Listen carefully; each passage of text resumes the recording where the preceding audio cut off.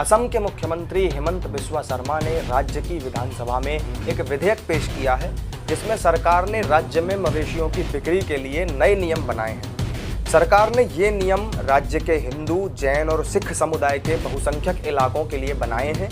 इस विधेयक में उचित दस्तावेज के अभाव में मवेशियों के एक जिले से दूसरे जिले और असम के बाहर परिवहन को भी अवैध बनाने का प्रस्ताव है। अगर फिर भी कोई ऐसा काम करता है तो नए प्रस्तावित कानून के मुताबिक असम मवेशी संरक्षण विधेयक 2021 के तहत इसे अपराध माना जाएगा और जो कि गैर जमानती भी होगा। मुख्यमंत्री शर्मा द्वारा पेश किए गए नए विधेयक के मुताबिक नए कानून के जरिए मवेशियों को मारने की उन इलाकों में अनुमति नहीं दी जाएगी जहां मुख्य रूप से हिंदू, जैन, सिख रहते हैं। इस लिस्ट में बीफ नहीं खाने वाले समुदाय भी शामिल किए गए हैं। अगर कोई मंदिर या अधिकारियों द्वारा तय किए गए किसी अन्य संस्था के 5 किलोमीटर के दायरे में आते हैं तो वहां पर बीफ नहीं बेचा जा सकता।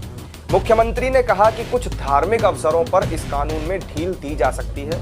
ये कानून बनाने को लेकर मुख्यमंत्री ने कहा कि नया कानून बनाने के साथ ही असम के पहले मवेशी संरक्षण अधिनियम 1950 को निरस्त करने की जरूरत थी, जिसमें मवेशियों के वध, उपभोग और परिवहन को विनियमित करने के लिए जरूरी कानूनी प्रावधानों का अभाव था।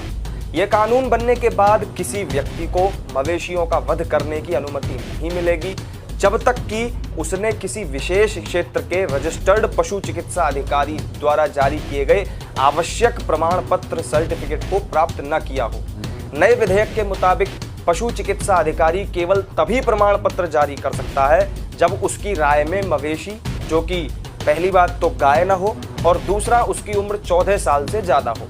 किसी गाय, बछिया या बछड़े को तभी मारा जा सकता है जब वो स्थायी रूप से अपाहिज हो चुकी हो। नए नियम के मुताबिक कानूनी तरीके से लाइसेंस प्राप्त या मान्यता प्राप्त बूचड़खानों में ही मवेशियों को काटने की अनुमति दी जाएगी। अगर अधिकारियों को वैध दस्तावेज उपलब्ध नहीं कराए जाते हैं तो इस स्थिति में नया कानून राज्य के भीतर या बाहर गौवंश के परिवहन पर रोक लगाएगा।